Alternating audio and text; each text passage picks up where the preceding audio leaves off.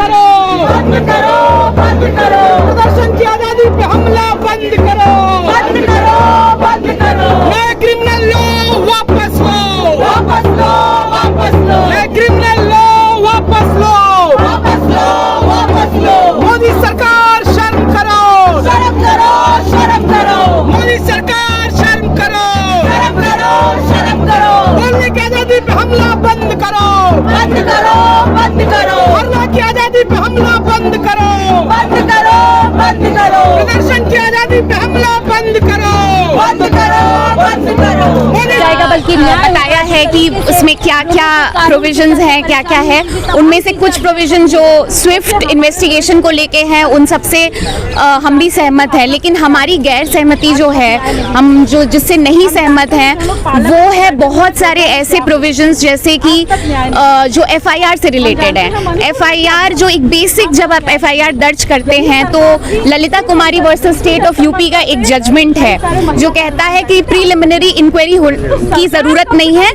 अगर मैं as a महिला जा रही हूँ और मेरे साथ कुछ हुआ है तो एफआईआर तुरंत दर्ज होगा। लेकिन अब ऐसा हो गया है कि जो ऐसे सेंटेंसेस हैं जो 3 इयर्स जिसका है, या 7 साल, 3 से 7 साल के जो बीच में आते हैं, उसमें अब नलिफाई कर दिया गया है इस जजमेंट को।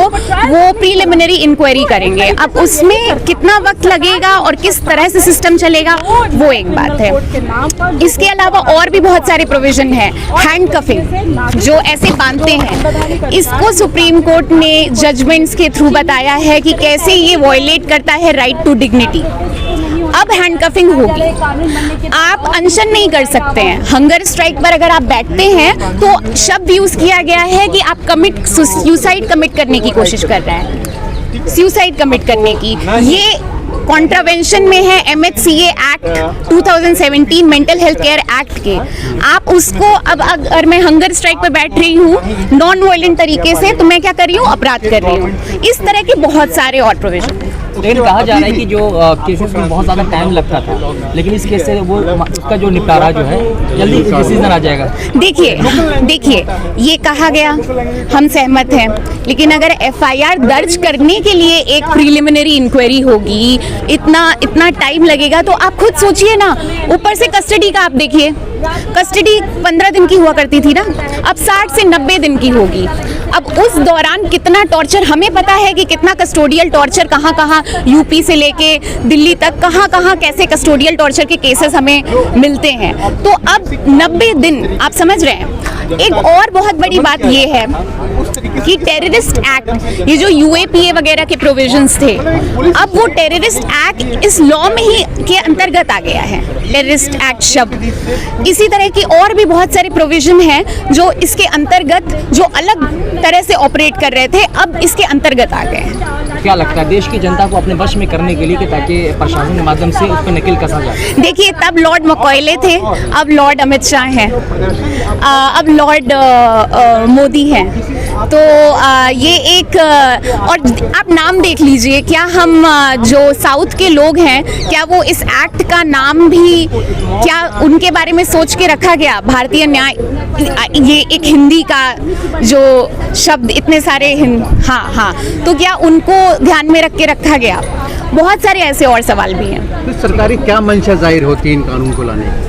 देखिए, सेंट्रल विस्टा का आना, नए पार्लियामेंट का बनना, हर चीज़ नई बनना, हर चीज़ को एक तरीके से अपरूट करके एक नई चीज़ को इस्टेब्लिश करने की कोशिश करना, इतिहास बदलने की कोशिश करना, एक नया दौर शुरू करने की कोशिश करना, जिससे एक इंसान का नाम याद रखा जाए, ये वो कोशिश है। हम उसे ऐसे देखते हैं। सरकार जो भी कानून लाती है, वो कृषि कानून है और भी कानून है, तो उसका विरोध होता है। तो क्या सरकार सलाह मशवरा नहीं करती कानून लाने से? जी, क्रिमिनल लॉ रिफॉर्म्स जब आने वाले थे, किसी से सलाह मशवरा नहीं किया गया। हम जितना हमारी जानकारी में है, हम लॉयर्स लाज की तरफ से हैं, all India lawyers association for justice, हम या किसी भी लॉ ऑर्गेनाइजेशन से कोई कंसल्टेशन नहीं किया गया। और ये हमारा चिंता का विषय जब ये 2020 से ही रहा है, और फिर उसके के बाद ये कानून ला दिया जाता है और हम पे थोप दिया जाता है। अब एक और बहुत बड़ी समस्या ये है कि पुलिस से लेके जज से लेके जो वकील हैं वो समझेंगे, वो एक कैओस हो जाएगा। आप सोचिए डिस्ट्रिक्ट कोर्ट की हालत, जज साहब पढ़ रहे हैं कि इसमें क्या है। हमने ये लॉ की जब हमने उपाधि ली थी हमने नहीं पढ़ा ये, तो हमारे लिए एक कितना बड़ा ये एक कदम हमारे लिए है जो हमें जो एक कैओस क्रिएट करेगा कोर्ट रूम्स के अंदर, और ये एक बहुत बड़ा विषय है चिंता का। मैम विपक्ष चाह रही थी कि आज जो है इस लॉज का जो है इम्प्लीमेंट नहीं हो, कुछ विचार विमर्श के बाद जो है फिर इम्प्लीमेंट होना चाहिए। देखिए हमारी भी मांग यही है कि विचार विमर्श होना चाहिए।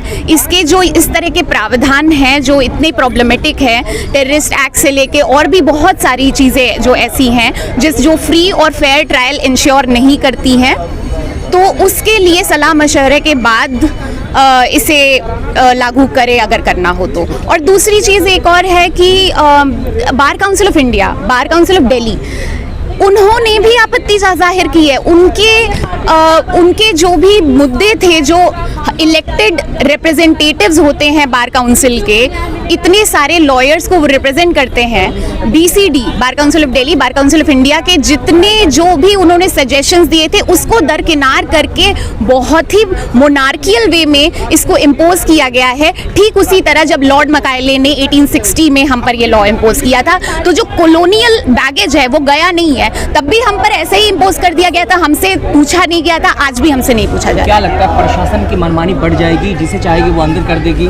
जी, ये मैं इसीलिए टेररिस्ट एक्ट जो शब्द इसमें डाला गया है, जो जिस तरह के प्रावधान डाले गए हैं, एक और बहुत इंपॉर्टेंट चीज़ जो इसमें है वो है सेक्शन, मेरे ख्याल से जो एक सेक्शन है जो मैरिज, अगर कोई मर्द अगर कोई औरत ये इल्ज़ाम लगाती है कि मुझे इसकी आइडेंटिटी नहीं पता थी, सप्रेस की हुई थी आइडेंटिटी, और उसके बेसिस पर सेक्सुअल रिलेशंस कायम किए गए, तो वो एक क्रिमिनल अपराध होगा जिसमें 10 साल तक की सज़ा और फाइन हो सकता है। तो ये लव जिहाद भी अब इसमें इंक्लूड कर लिया गया है, सप्रेशन ऑफ आइडेंटिटी जो लव जिहाद में। क्या लगता है जिस तरह से हमारे देश में जो है धर्मांतरण का जो मामला सामने आ रहा है, उसको रोकने के लिए इस तरह के कानून लाए जा रहे हैं? धर्मांतरण, देखिए लव जिहाद का कहाँ यूज़ होता है, मुस्लिम्स को ऑप्रेस करने के लिए कैसे यूज़ होता है, और कैसे इस लॉ से का कितना मिसयूज़ हो सकता है मैरिज के प्रेमिस पे, उसको रेप माना जाएगा।